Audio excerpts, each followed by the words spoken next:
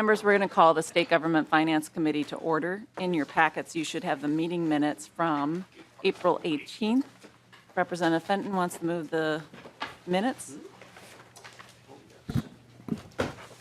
Madam Chair, yes, I move the minutes from April 18th. Representative Fenton moves the minutes from April 18th. All those in favor, please say aye. Aye. Those opposed, the minutes are adopted. Okay, members, in your packets, you should have several documents. We're going to start out with Ms. Templin. She's going to walk us through how the whole stadium financing works. We've been having the conversation with the governor's administration on stadium financing and the fact that this is a reserve account that is using general fund dollars. As part of this, we had also requested that Commissioner Franz would attend today since we've been having exchange of information with the governor's administration on how this whole stadium reserve works, and thought it would be helpful for Commissioner Franz to come. He was scheduled and slated and accepted an invitation to come to today's hearing. However, I just found out when I got back from the House floor session that the commissioner has now decided not to attend today's committee hearing. So what we are going to do is I have a whole list of questions. I've talked to other members that have questions for the commissioner as well. Staff is going to keep note of the questions that you have for the commissioner on this, and then we will be submitting those questions to the commissioner, unless, of course, MMB has sent somebody else in his place to answer any of the questions.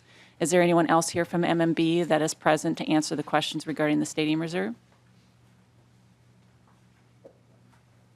Okay, so no one from the governor's administration is here to discuss this issue. So that's good to know. Oh, yes, Representative Uglum. I'm just wondering why that is the case. I don't understand.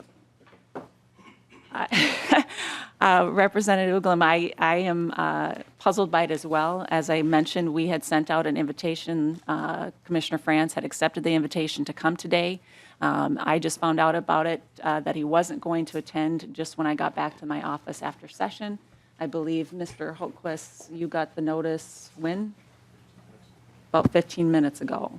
So, not quite sure why, and I would hope that, it's a big agency. I would have thought that they would have sent somebody else. Representative Uglum. Okay, thank you, Madam Chair. Well, yes, I mean, this is a big issue with the agency and everything else, and I'm perplexed. Thank you. Yep, me too. With that, Ms. Templin, first I got to compliment you on this. I've read over this document about 10 million different times, and I pick up something new each time that I read it, so I appreciate the information. But I think it would be helpful for all of the members as we walk through exactly what this excess of excess revenues is all about, if you can explain that to us. Ms. Templin. Madam Chair, Representative Detmer. do we want to ask questions as they go through the document or at the end?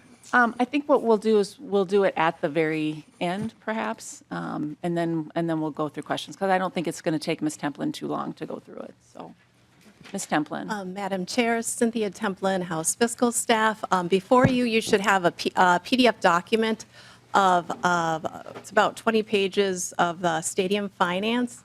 On the screen, I will be working off a few of the slides from that PDF document. So hopefully we can coordinate between the slides and the PDF document. And Ms. Templin, can you lean into the mic a little bit? Yes, I can. Appreciate it. Okay. So to begin, I just wanted to start off on page 2 of the PDF document. Just really briefly, I want to mention that the stadium legislation was enacted in 2012, and the stadium legislation that authorized the payment of debt service on the bonds and for operating and capital expenses, again, was enacted in 2012. In the 2013 tax bill, there was also a change to the calculation of how the stadium reserve balance is computed. And again, that was done in the 2013 tax bill, and we will go through these changes at kind of a high level in the next few minutes. Moving on, we're here today to talk about the stadium reserve and how that kind of interacts with all the stadium finances. And to truly understand the stadium reserve, you need to understand how the stadium reserve balance is calculated. So on page 4 of the PDF document, I will catch up on the screen. On page 4 of your PDF document, this shows kind of the big picture of the revenues and expenditures that go into this calculation. But before diving deeper into the revenues and expenditures, here are some main points about the composition of these revenue sources and expenditure uses. You should note that all of the revenue sources that go into this calculation for the stadium reserve are general fund. All revenue sources are updated with each forecast. None of the revenue sources are statutorily dedicated to the Vikings Stadium, but are general fund revenue. All of the expenditures that go into this calculation for the stadium reserve are paid by the general fund. Also, the expenditures are open and standing appropriations, or some of them are also just standing appropriations, again, from the general fund. All the expenditures are also updated with each forecast. Finally, the stadium reserve is an account in the general fund. The only other accounts in the general fund is the budget reserve and the cash flow account. Final point, all of the revenue and expenditures for the stadium reserve calculation were enacted again in 2012, except for the items with dashed lines around them, the corporate tax revenue source. That again was added to the calculation for the stadium reserve in the 2013 tax bill. So again, that's just a high-level summary of how the stadium reserve calculation is computed. Now, going deeper into just looking at the revenue sources that are kind of designated for the stadium reserve calculation. These are revenue sources, no, these are not revenue sources to pay debt service on the stadium bonds. Or to pay for the operating and capital expenses for the stadium. As I mentioned earlier, there's already expenditures already paid for by open and standing appropriations from the general fund. Instead, these are just, again, revenue sources for the calculation of the stadium reserve balance. Now, specifically looking at the lawful gambling tax source for this calculation, the 2012 legislation expanded the lawful gambling tax base to electronic forms of gambling. These changes that were made in the 2012 bill didn't have a direct effect on stadium funding, again, because there's already an open and standing appropriation for the payment of the stadium bonds in the authorizing 2012 legislation. These changes, however, affect the stadium reserve calculation, again, that was authorized. Total tax revenue from lawful gambling above $36.9 million goes into the stadium reserve calculation. The $36.9 million was the 2012 total tax revenue collection base amount for lawful gambling.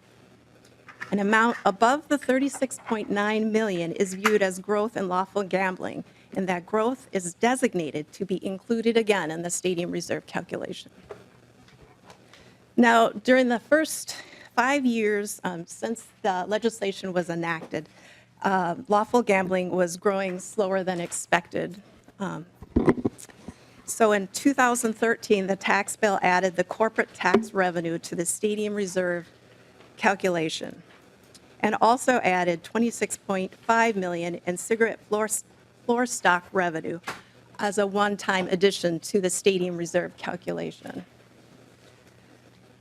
In addition, there is also local sales tax revenue from the city of Minneapolis that becomes part of the kind of reserve calculation revenue source starting in fiscal 2021, after it finishes paying off this revenue source, gets factored in 2021 because in the year 2020, the city of Minneapolis finishes paying off its debt for the convention center.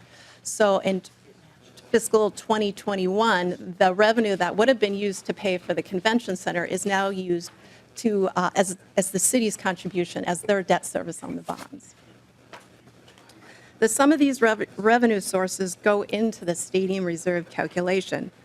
Again, these revenue sources are slightly offset with a sales tax exemption for the stadium's construction materials. This exemption, however, has expired, so there should be no further offsetting reductions from that exemption.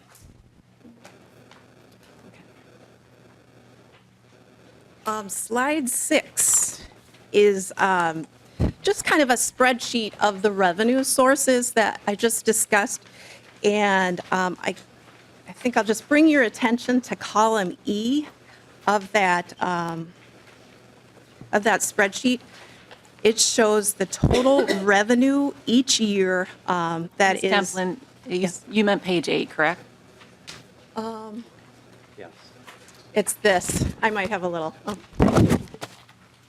Page 8, So members. page 8 is this spreadsheet, and column E shows the total net general fund revenue, from the designated stadium revenue sources. And from fiscal 13 to fiscal 16, the total revenue was in the range of the 20 millions, the mid-20s. But starting in fiscal 17, the total revenue from these designated sources is in the range of the mid-40 million dollar amount to, moving up to 80 million in fiscal 2021. So you want to keep this column, the total amounts in mind when we talk about expenditures. So these designated revenue sources cover the expenditures that we'll talk about in a minute. So now moving to the expenditure page. It's on my version. It is. I think on your version it's slide 4. Is that right? Oh yeah, it's slide 4. It's just the expenditure side of that graph. You can either see it on page 4, it's the portion on kind of in the middle right side of the document, or you can look at page 10 that has more of a narrative explanation as well. Yeah, thank you, Madam Chair. The expenditures, construction of this stadium was financed with the proceeds of state appropriation bonds. The state share is $349 million, and the city share is $150 million. These bonds are paid with an open and standing appropriation from the general fund. The cost of these bonds is roughly about $30 million each year, and that amount stays rather constant. It doesn't appear to fluctuate throughout the budget forecast window. Other stadium expenditures is the payment of operating and capital costs for the stadium. These are statutory appropriations from the general fund, and the payment of these operating and capital reserve costs is in the range of about $7 to $8 million a year. The state is paying for these costs for the city from fiscal 2016 to fiscal 20. After fiscal 21, the city will pick up those expenses. Or on fiscal 21, the city will pick up those expenses. So even though there is an open and standing appropriation for these expenditures, these expenditures are also tracked in the stadium reserve calculation. Finally, the 2012 legislation also authorized expenditures for the St. Paul sports facilities, and there's a state appropriation to DHS for compulsive gambling. These appropriations are standing appropriations to the general fund, but are not included in the stadium reserve calculation.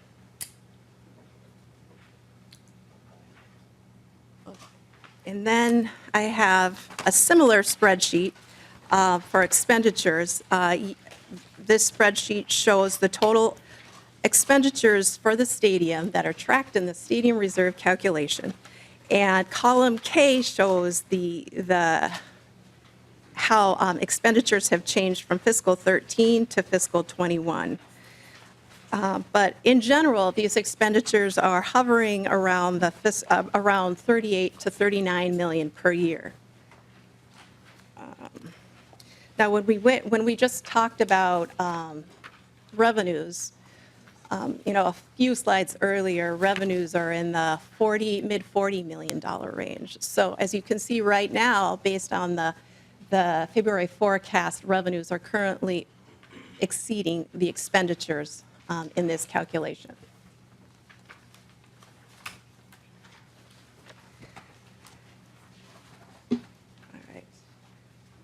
All right, so the stadium reserve. I think that's slide. Page 14. Page Slide 14 for 14, members. thank Yep. you.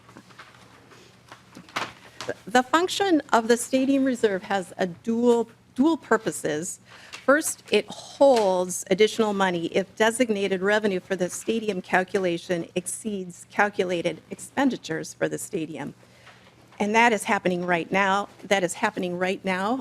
Revenues for the stadium are exceeding expenditures, and the reserve balance is growing. As you can see, the reserve balance is projected to grow to $120.1 million in fiscal 2021. Second, the reserve also has another purpose. If the revenue sources designated to cover the stadium in the calculation are less than the calculated expenditures for the stadium, MMB can transfer funds out of the reserve to the general fund to offset the shortfall. This happened in fiscal 15 and fiscal 16. When this happened, any shortfall that was computed was transferred from the stadium reserve account back into the unrestricted general fund.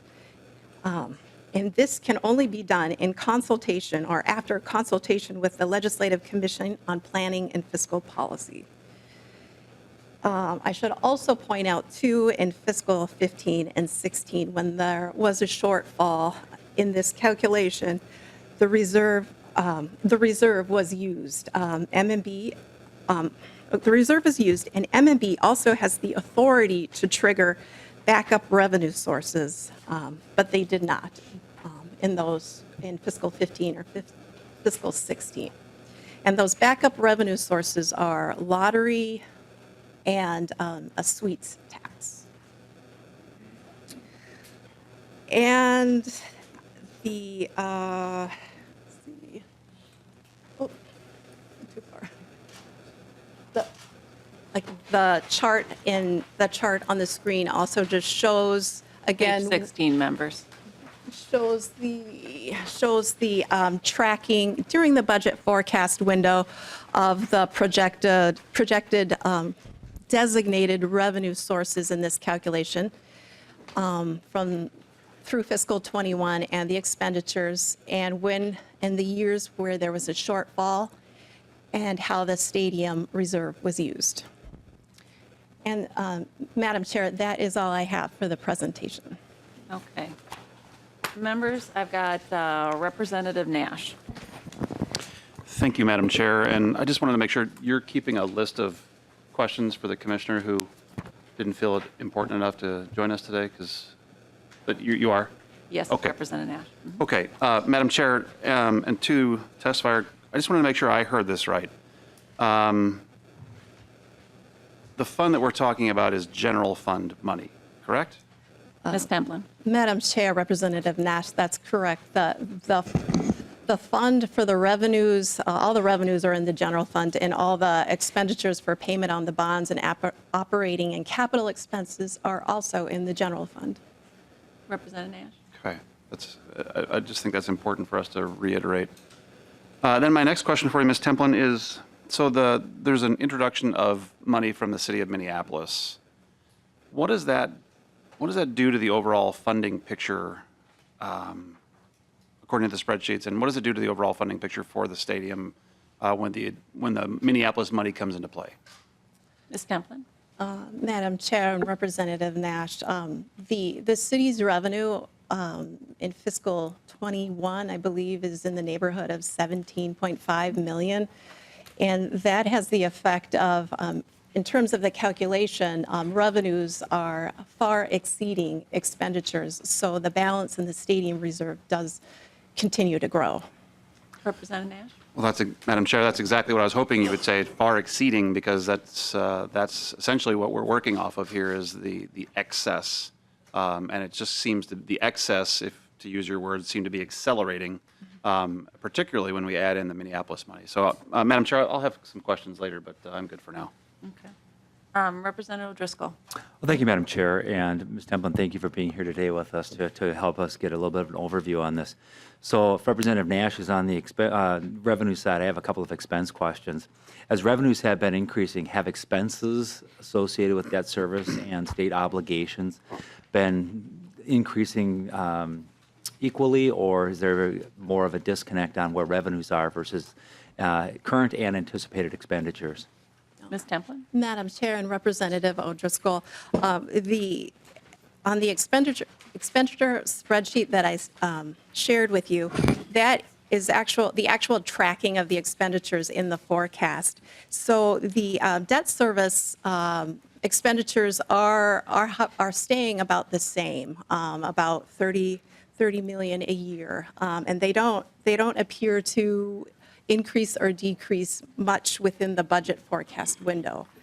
The city, or the operating and capital expenses for the city, those do slightly increase because the 2012 authorizing legislation did have those payments adjusted for inflation. So they are slightly increasing there.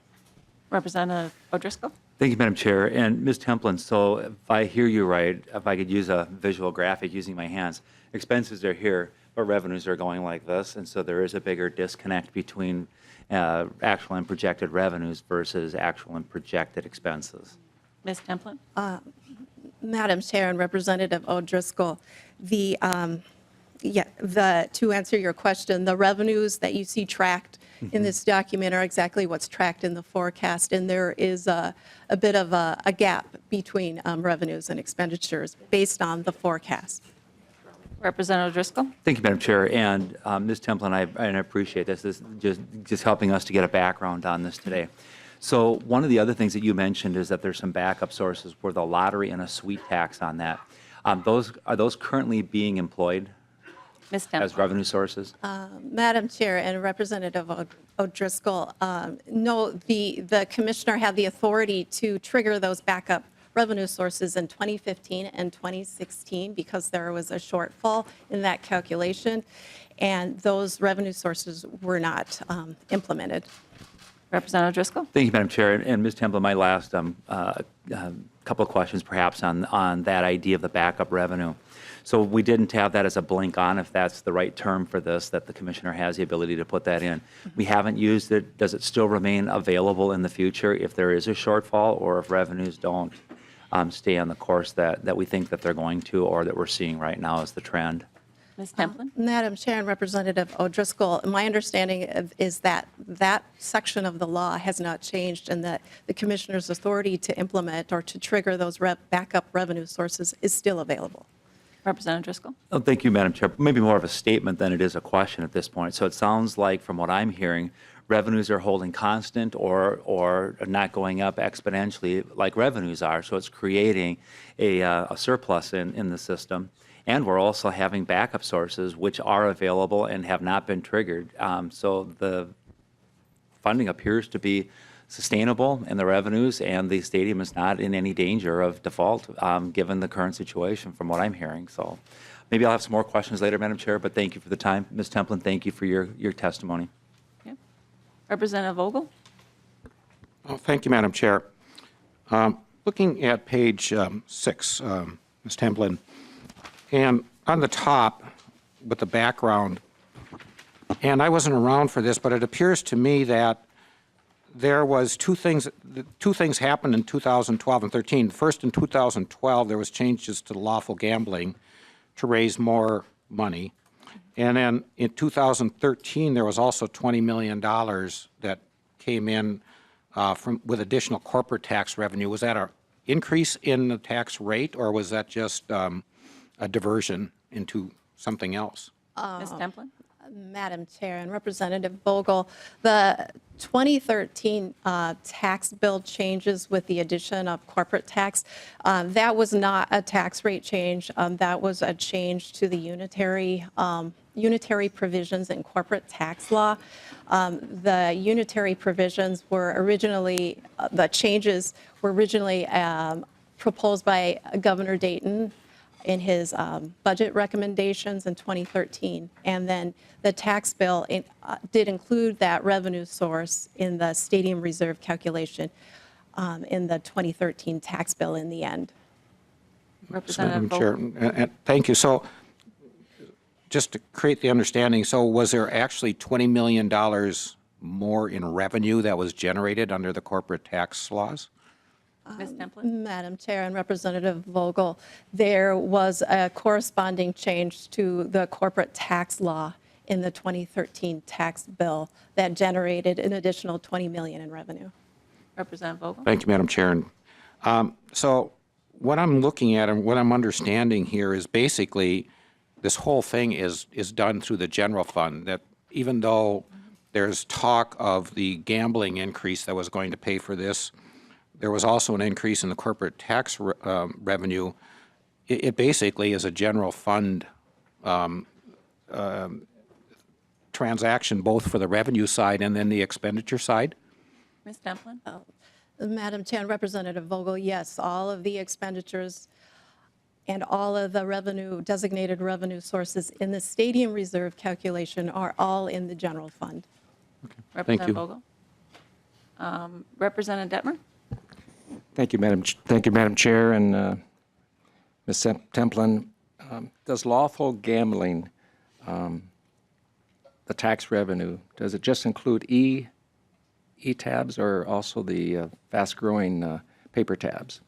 Ms. Templin? Madam Chair and Representative Detmer, that's a good question. The designated revenue from lawful gambling is not just limited to the base expansion that was done in 2012 and the authorizing legislation. It's all lawful gambling tax revenue above the 36.9 million is captured in that stadium calculation. And Representative Detmer? and Madam Chair, and could you tell us how much more these organizations that are out in the communities, how much more they're taxed now on versus what they were before the stadium? Ms. Templin?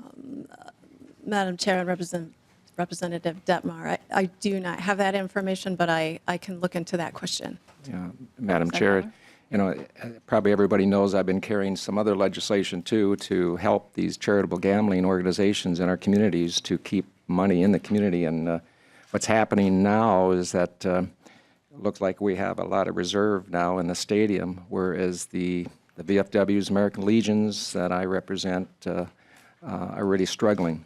And so that's another issue we're going to tackle again. And Representative Detmer, we have a tax bill for that, too, that actually gives them some relief. So, That's right. Yeah. Representative Plum? Thank you, Madam Chair. And glancing, it's page 12 here.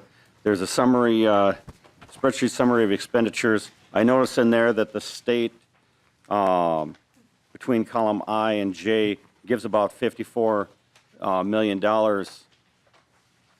because the city of Minneapolis didn't have the funds in the early years. So it's preloading and paying for them, including it looks to be about $13 million into the capital reserve, for the city. So when the city starts actually kicking in these revenue sources, is that going to be sufficient to cover both the city's responsibility for the operating and the capital expenditures? Ms. Templin? Madam Chair and Representative Kwon, yes, that is the city's repayment of the debt service and the cash advance for operating expenses and capital are included in the revenue and what is being tracked as revenue from the city in fiscal 2021. Representative Quam? Thank you, Madam Chair. And so they're both covering the ongoing, from that period forward of the operating and capital, plus paying back the front-loaded approximately $54 million. Now, ongoing, if they're paying for the revenue and capital expenses or operating capital, then should that, I'm sort of confused because, what the reserve is covering some fluctuations in revenue, from these multiple state sources. If the city's covering their portion, taking that over, I would assume that would decrease the burden and risk and requirement for the size of the reserves. Ms. Templin? Madam Chair and Representative Quam, yes, with the infusion of the city revenue in fiscal 2021, that does, in terms of the stadium calculation, that adds a lot to the revenue side of the equation and does impact the reserve balance. That was part of the 2012 original legislation and the kind of the idea. I guess if you think about it, though, in 2013, well, the original legislation didn't include the $20 million in corporate tax revenue. And so if you take that out and then, the city's revenue that comes into effect in fiscal 21, the reserve balance wouldn't be as high, with the addition, with the city's revenue coming in fiscal 2021. But in 2013, when they added the corporate tax revenue, that really had the effect of, increasing the total for revenues. And, it's kind of where we are now with a balance that's up to $121 million in fiscal 2021. I don't know if that made any sense, but I can try again. Madam Chair, what I'm looking at is, we had that curve. I think it's still up there. And it seems as if we're sitting much better. Well, that's when the city's actually kicking in these revenue sources. And my understanding is that they're also going to pay back the $54 million, which should, really buoy the reserve, because 13 of that was the state paying up front into the reserve fund. So we've got the added revenue.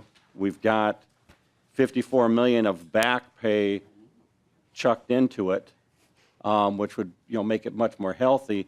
And we have the lower risk from this, the risk was the state had revenue streams. Well, now the city comes in with their revenue stream, and I'm wondering if we need to have as large of a calculation on that reserve fund, and that might be a question for someone that isn't apparently here, and also justifies why they're projecting the larger fund balance. Well, yes, Representative Quam, you are correct. And I think, Ms. Templin, I think what we're trying to get at, or what Representative Quam's trying to get at, our liability is reduced because the city starts paying their share. Would that be fair to say? Madam Chair and Representative Quam, yes, that is correct. Yeah. So you're right, Representative Quam, because the city then starts paying their share, because we've been funding it for them. Once they start kicking in their funds, our liability overall as a state then is reduced. So you're right. And as far as like how much we would have to have in a reserve is minimized because of that extra funds coming in, the city finally paying their portion of the amount. So Representative Quam, any other? Not at this time, and I eagerly await the response to the open questions to the person that's not here. Sounds good. Representative Olson. Thank you, Madam Chair. Just a pretty straightforward question. Could the stadium reserve funds be used to do prepayment of the current stadium debt? Ms. Templin.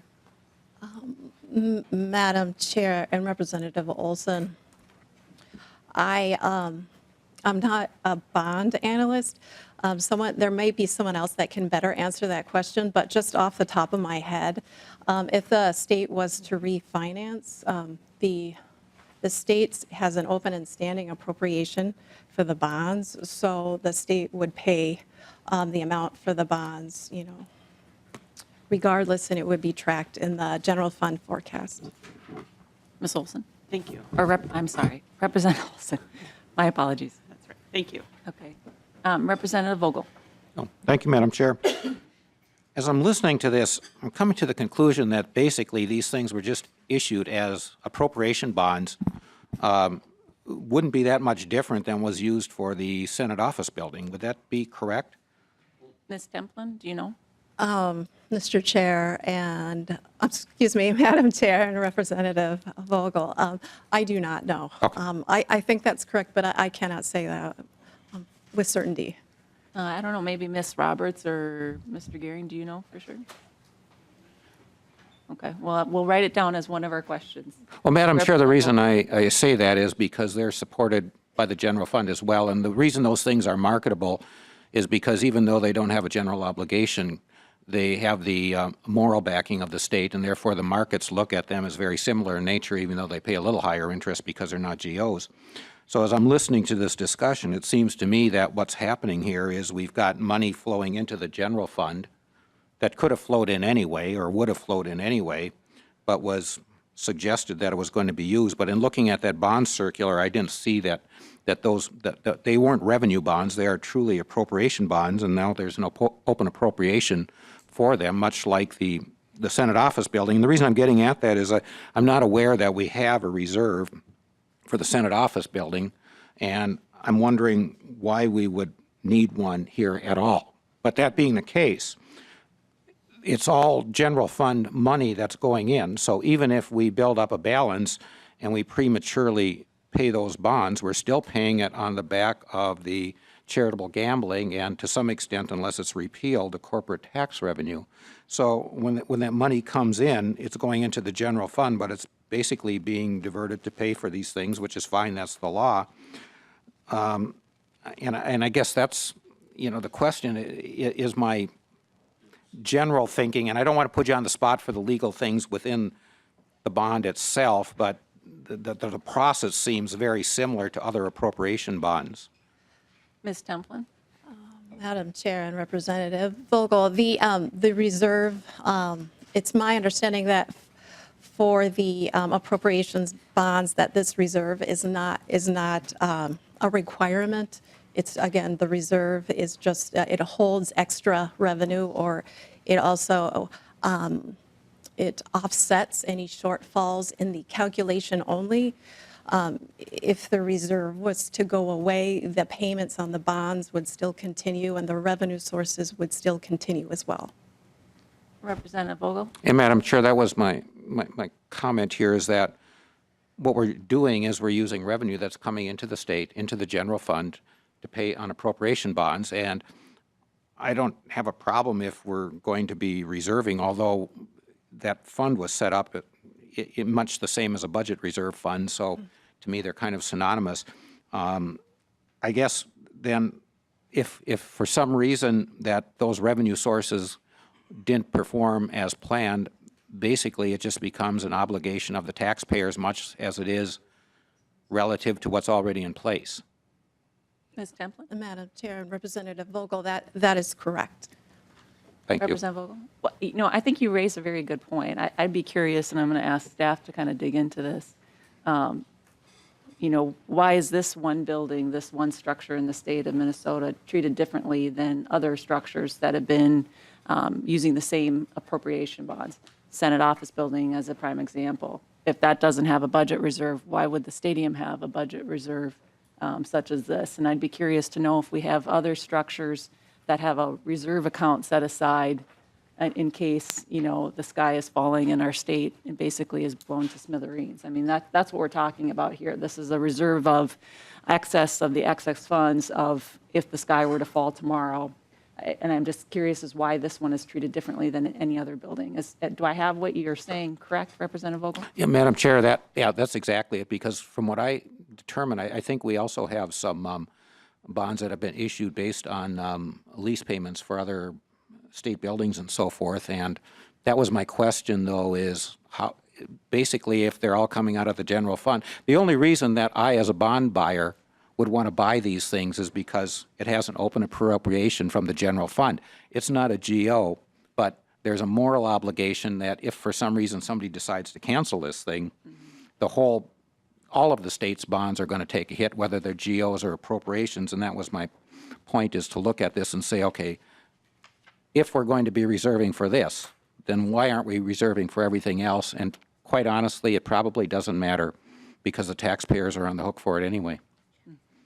Thank you. Representative Green.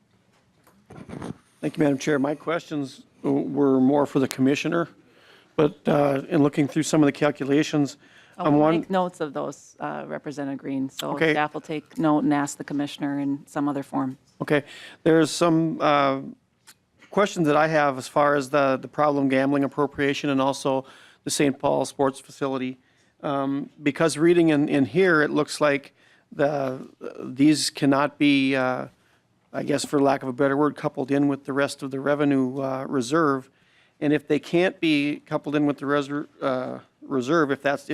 if they can't be used if needed, if the reserve can't be used if needed to pay these, then should they be included in the reserve cap? So are you talking about, so I know that Commissioner France has put out there that we need to have Yes. $41 million as part of Correct. the reserve, but yet, Ms. Templin, correct us if we're wrong, what you're saying is those amounts can't actually be taken out of the reserve, so why would we have that as part of the calculation? Do you understand what we're saying? Can you explain it better? Do I have it right, Representative? Yes, that's exactly right, Okay. Madam Chair. Madam Chair and Representative, so I think the question is the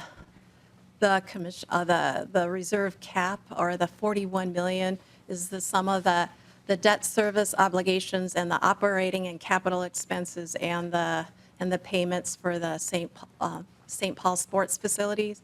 And the total of all those expenditures equals 41 million.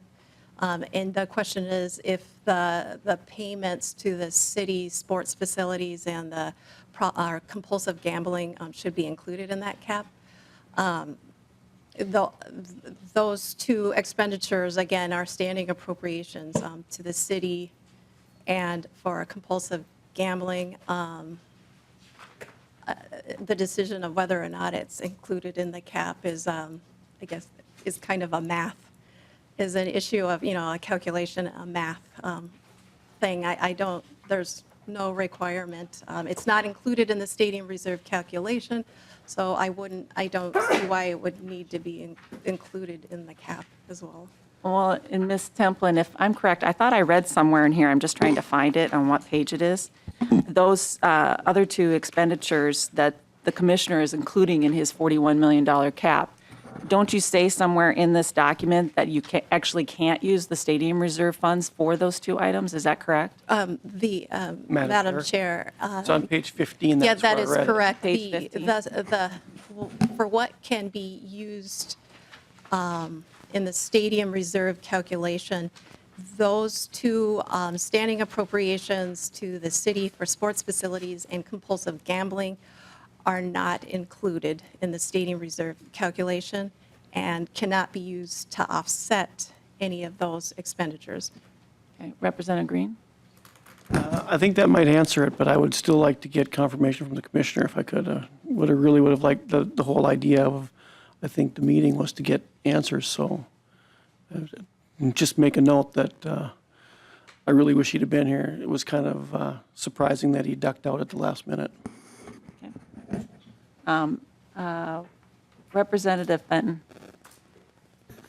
Thank you, Madam Chair. And I have a question regarding the example of stadium reserve calculation on page 15 in the packet. And looking at these numbers, was the use of the stadium reserve funds in 2016, Was that to offset the stadium construction materials tax exemption? Ms. Templin?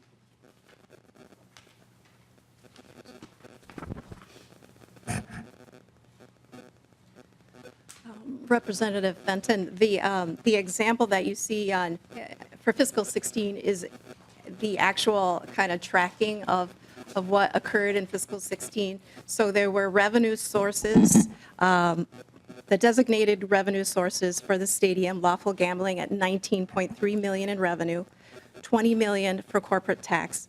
The sum of those expenditures were offset by the sales tax exemption for construction materials, which cost 11.8 million, or was a revenue reduction of 11.8 million. So at the bottom, is a total of 27.5 million in revenue, and but So were stadium reserve funds used to offset that then? Yes or no? Ms. Templin? Madam Chair and Representative Fenton, to the right of that spreadsheet, you do see reserve usage of negative 10.1 million, and that is correct. The reserve was used in that calculation, and there was a transfer from the reserve to the unrestricted general fund. Representative Fenton? Thank you, Madam Chair. And then, so looking down further, is this an ongoing expense to the state? Madam Chair and Representative Fenton, the exemption for the stadium construction has expired. It expired 1 year after the first NFL game was played. Representative Fenton? No further questions right now. Okay.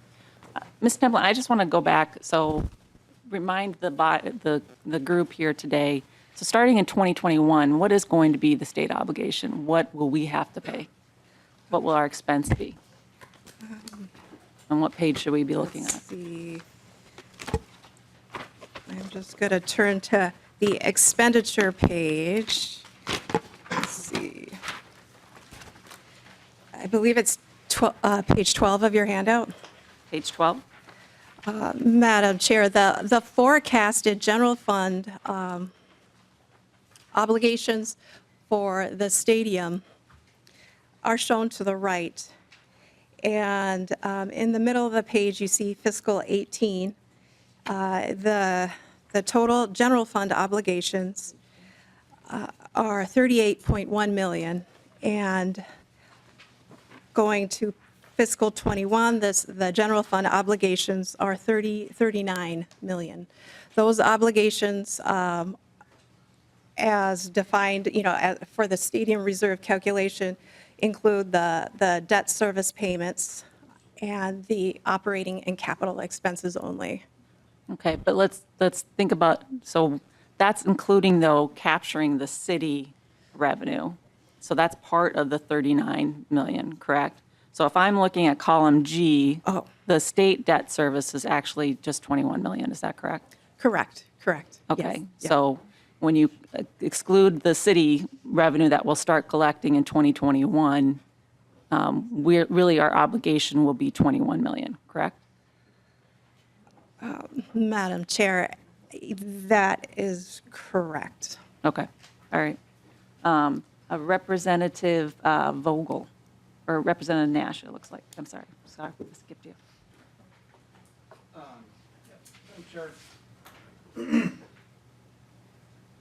Sorry, thank you. And again, this is a question for the commissioner who, I guess, wanted to have these discussions in the media, which I think is a little cowardly, but what are the projections from MMB we hear from the commissioner are always very reliable. And I guess I'm just wondering why should the projections that we're hearing from conversations in the public being more or less reliable? I mean, that's just something I wanted to make sure the commissioner has asked. We see that these are strong projections from the stadium fund. Apparently the Vikings don't feel that it's time to do this yet. They feel that it's premature or that some of the money is in a shaky position. I guess I'm just confused as to that. So I want to make sure that we get that to the commissioner, if we could, because if we're to believe that their projections are reliable, and the commissioner always seems to reinforce that to us, I guess I'm just wondering if these projections that we see on the spreadsheet that we've received, why aren't they reliable in their estimation? Because we've seen, I think the words were the excess of the excess. It's a huge number, and it's a general fund obligation. It's a general fund money. Why? What's the concern? Is my question to the commissioner. All right. And I'll have more later, but I'm just flabbergasted that we've got deputy commissioners that have come here in Commissioner Franz's stead a number of times when he was unavailable. 15 minutes before committee comes along, he can't make it, didn't send somebody in his place.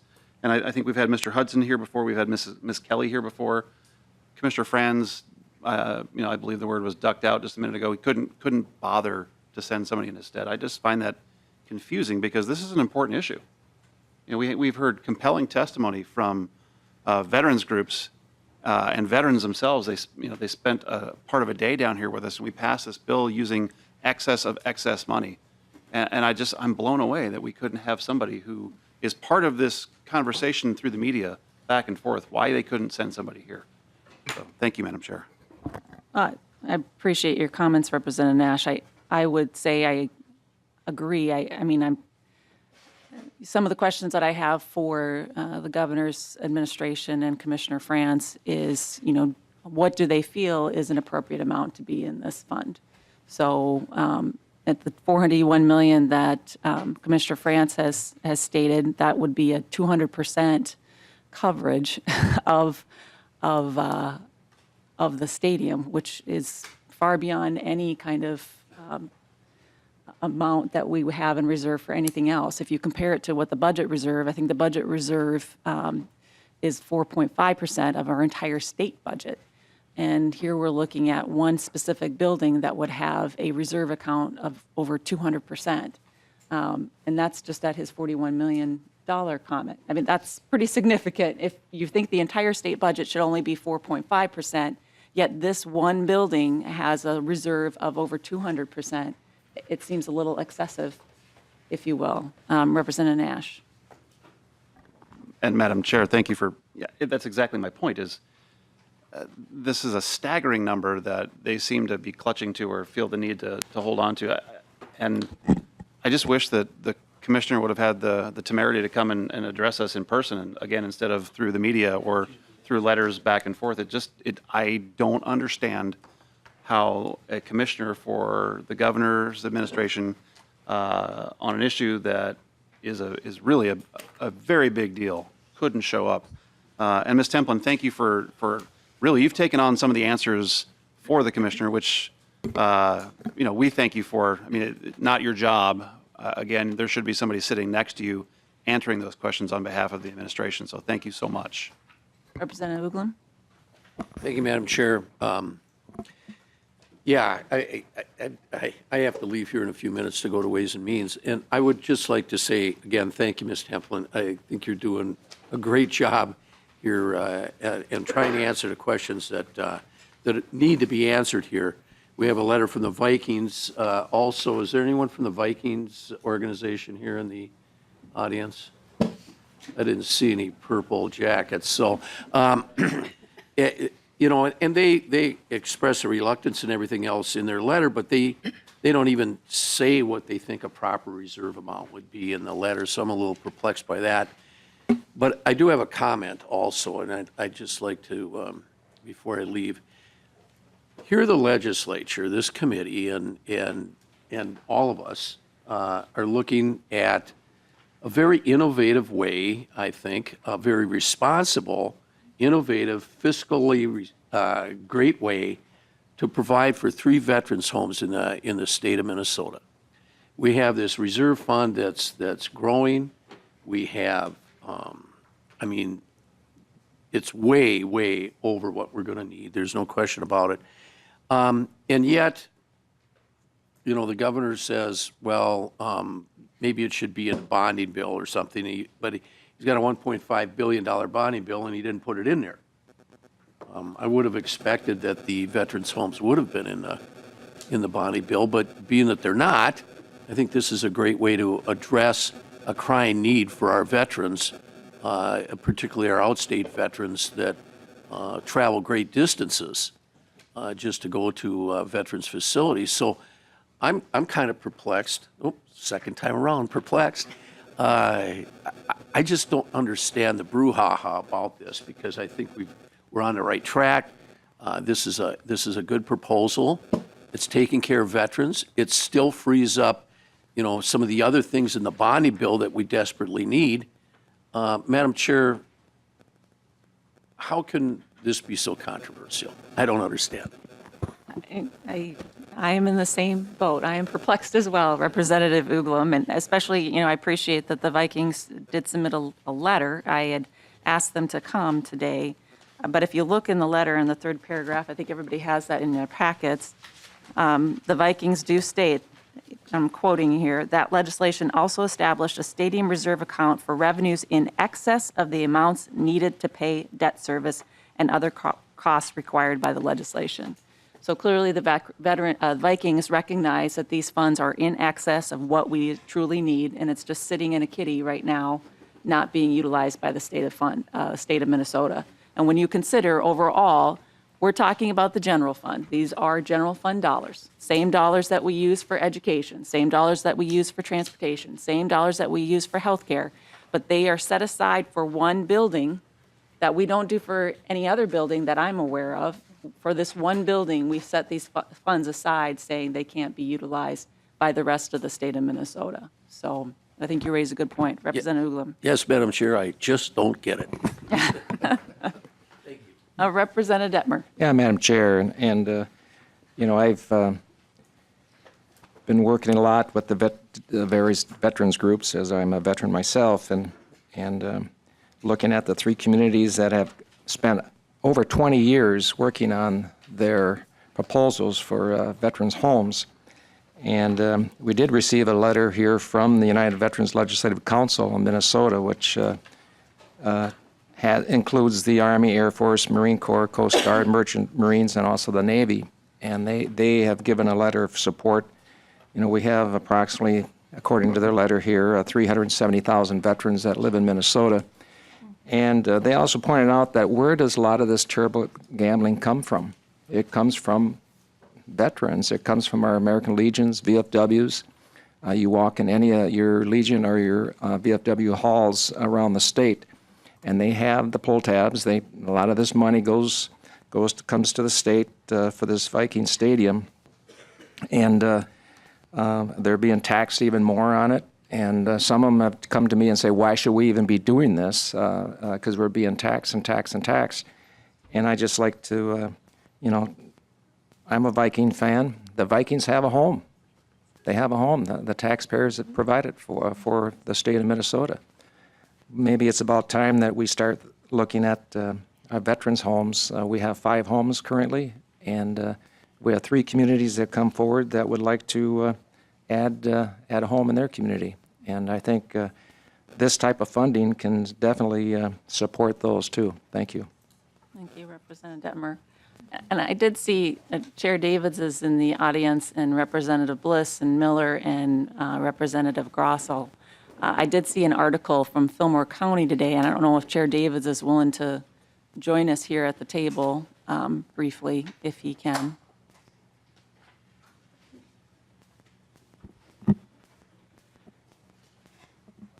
Madam Chair, Representative. could I just ask a question while we wait to hear from Chair Davids?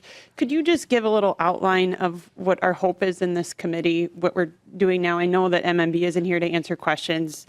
We had legislation in front of us in the omnibus bill and on the floor. I think we're all in support of veterans' homes. You put forward a bill to fund it in the way you are, and we can dispute that. But what is the outcome of what we're trying to accomplish here today? I'm a little unclear. Sure.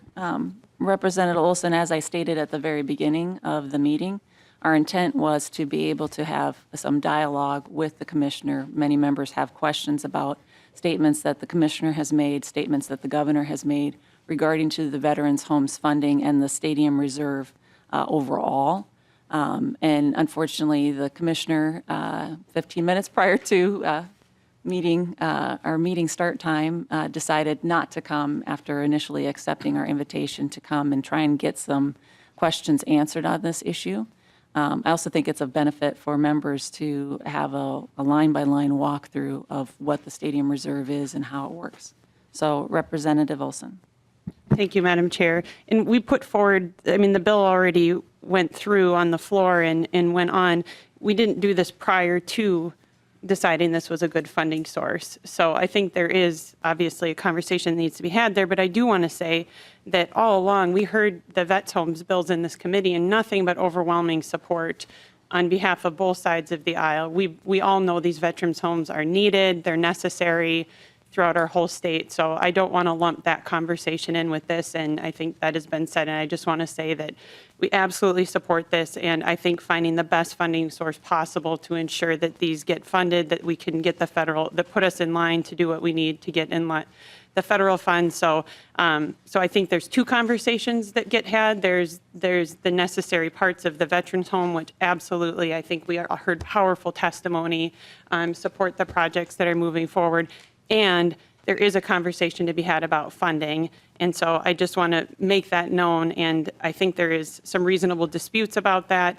But it seems like today I'm still a little unclear about what answers are getting sought that we're going to do when we've already put legislation forward that's been voted on around this. Perfect. Chair Davids, appreciate you coming today. Yours is one of the communities that is impacted with the city of Preston. And there was a recent article kind of disputing the numbers as far as how much each home would cost. And your community was kind of highlighted as part of that. Your community is saying cost is $30 million. Does that sound right? Well, and thank you, Madam Chair and members of the committee, and thank you for having this hearing.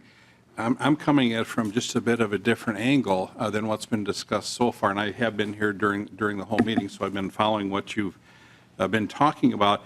My angle is a little different, and I will, on my own, I will call Commissioner Franz, and I thought this is where we could get some of these questions answered, because we're getting numbers in from the department at about, I think it was like $60 million per home.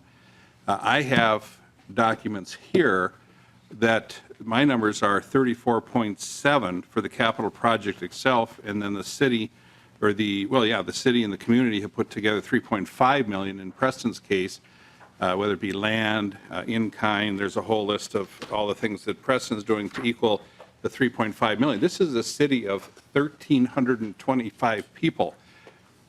1,323 people. The Smiths moved. So there's 1,323 people. In fact, in our town, we don't use our blinkers because we know where you're going. So I have 34.7, and that's what we based our numbers on. That's when we put these numbers together.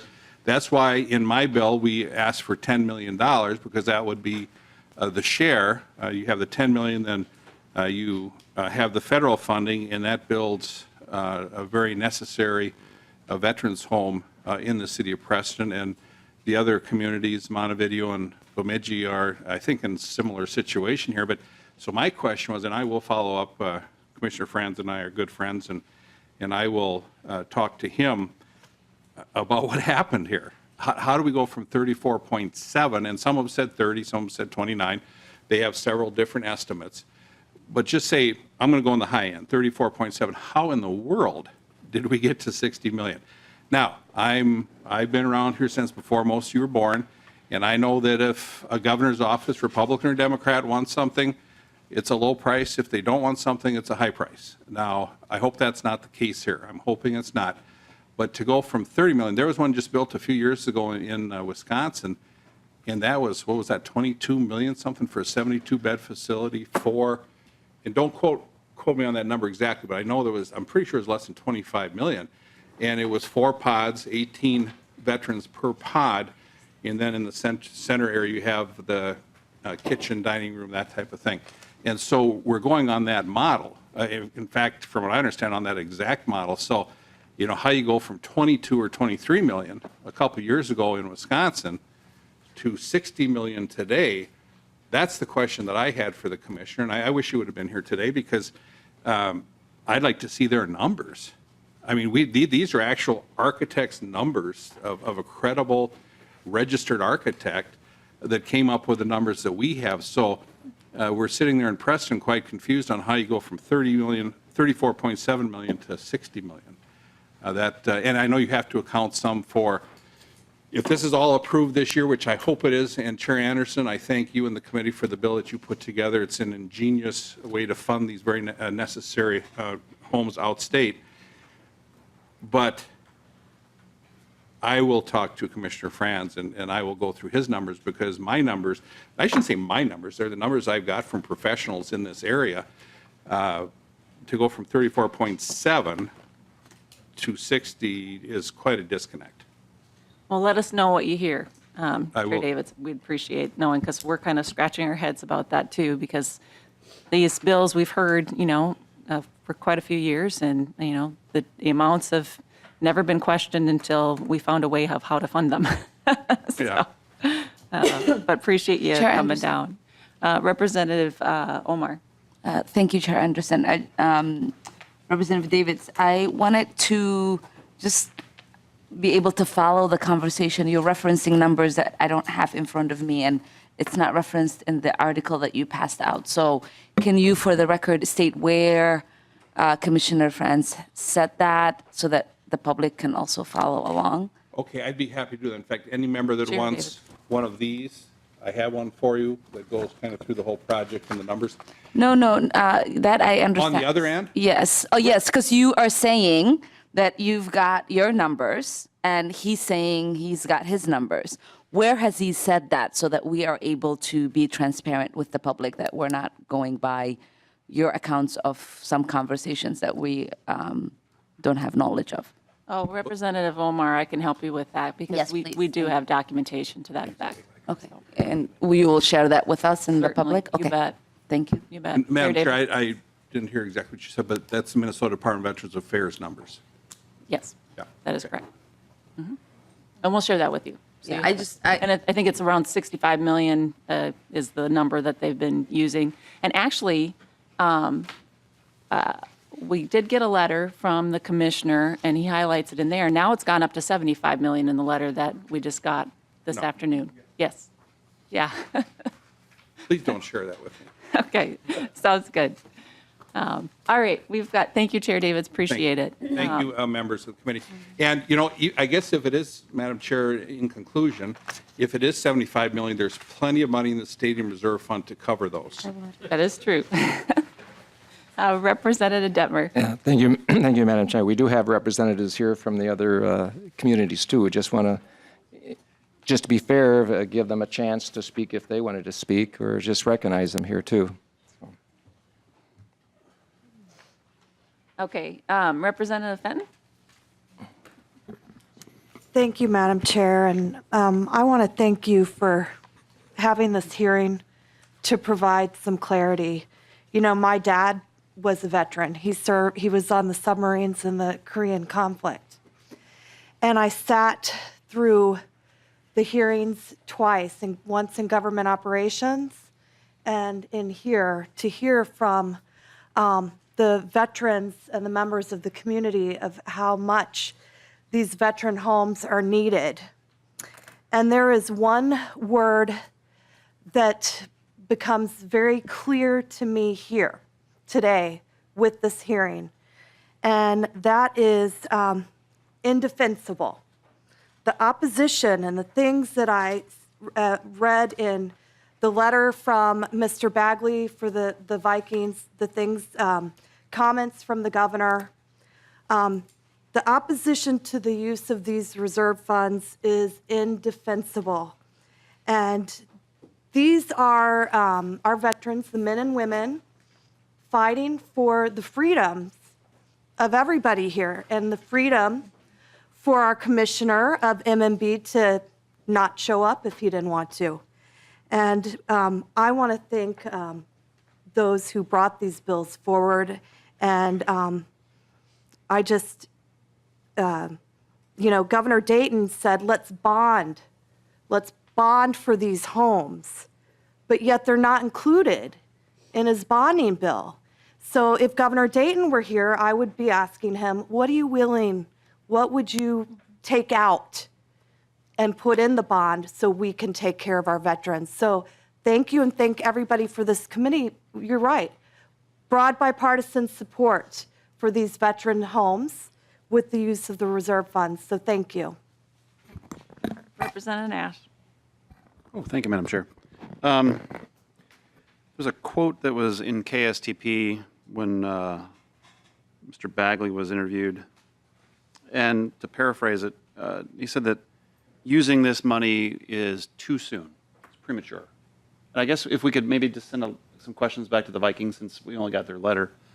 But when do they view it as not too soon? When is a reserve an appropriate amount to begin not holding on to it for some unforeseen catastrophic Godzilla comes out of the river sort of thing to stomp the stadium? I'm just wondering, because if they think it's premature, when is it enough? If we could pass that along to them, I would appreciate that. Members, any other questions at all? All right. With that, we'll continue to have dialogue on this. I think it's, the governor has requested that we have this kind of dialogue. I will encourage the Commissioner Franz to reach out to us. I will also be forwarding on to Commissioner Franz and the governor's administration the questions that we had here today, and hopefully we'll get some responses back. And so with that, members, we are going to remind you that on Friday, we have a committee at 9 a.m. Dealing with the pension issue. And with that, members, we are adjourned.